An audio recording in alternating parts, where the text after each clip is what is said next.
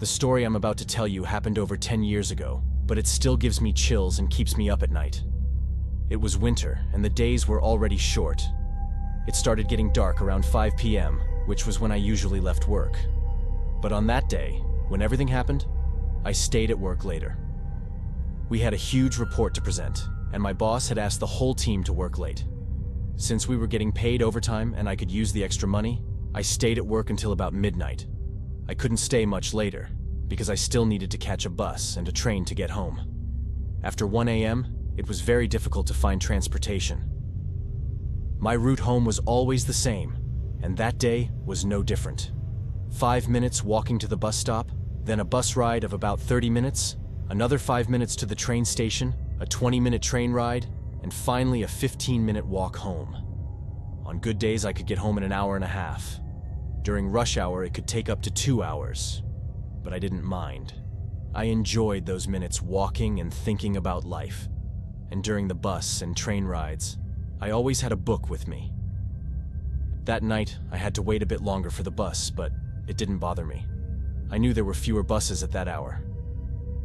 The bus arrived around 12:15 a.m., and as soon as I got on, I sat in the front. I wasn't used to seeing the bus so empty. There were maybe half a dozen people inside. I didn't pay much attention to each person individually, just vaguely noting that it was almost empty.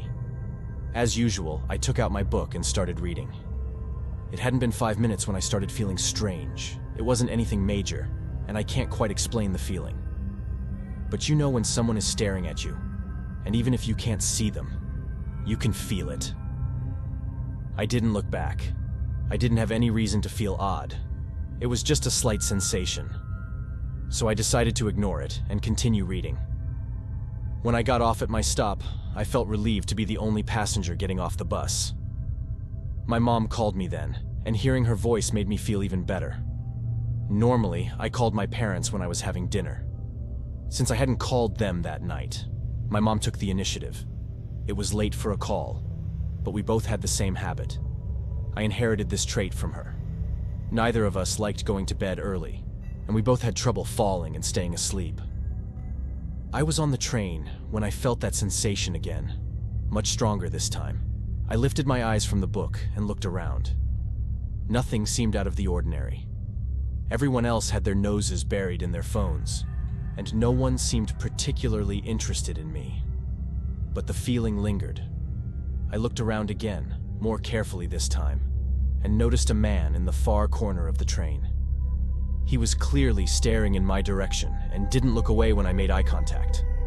I couldn't concentrate on my book anymore, so I closed it and turned on my phone, hoping social media would be a good distraction. I glanced back at the man, and he was still staring at me. What was his deal?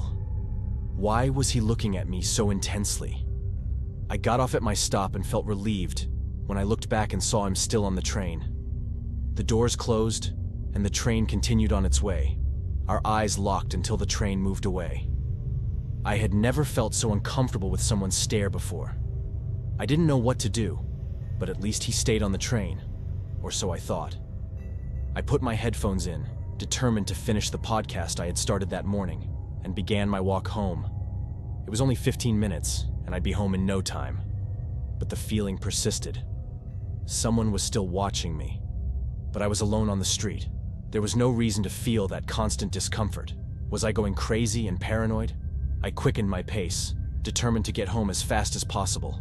Just one more street to go when I saw him again. He was in the corner, in the darkest part of the street. But it was him. I was sure it was him. The same stare, the same unsettling feeling. In a completely irrational moment, I lost it and decided to confront him. "What the hell are you doing here?" "Nothing." "Leave me alone or you'll regret it." "Nothing." He didn't say anything, just stood there with the same sinister look he had on the train. I told him I was going to call the police and ran to my house. I locked everything, checked all the windows, and immediately called the police. They asked if I had been assaulted or threatened. Since neither had happened, there was nothing they could do at the moment. I tried to calm down and took a shower. When I came back and looked out the window, there he was, right across the street, staring up at my balcony, standing still, not moving, just staring. I was scared, but I was also furious.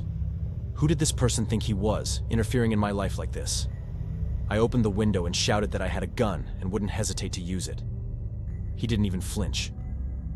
I spent the whole night watching him watch me. I must have closed my eyes for just a few seconds. At 4:45 a.m., I jolted awake, completely alarmed. How could I have fallen asleep? The day had been too intense and long. That man had completely drained me. It was normal that, even terrified, my body had shut down for a few seconds. What scared me the most was what I saw when I woke up. He wasn't in the same spot. Had he moved? Had he left? I stayed alert until 7:30 a.m. when I had to call my boss and tell him I was sick. There was no way I could go to work. I spent the entire day in a state of numbness. That awful feeling of being unable to sleep but also being extremely tired. Every time I opened my eyes, I checked the window, but he wasn't there. When I got up to go to the bathroom or get something to eat, I peeked out every window in the house, hoping not to see him hiding somewhere. But there was nothing. Had he given up? Had he realized that my threat the previous night could be real? Finally, I felt myself start to relax again, so I decided I really needed to get some sleep. I woke up around 1 a.m. with hunger. I looked out the window, and there he was. Exactly in the same spot as the night before, wearing the same clothes and with the same expression on his face. At that moment, I felt myself weaken. The certainty I had felt in the morning abandoned me.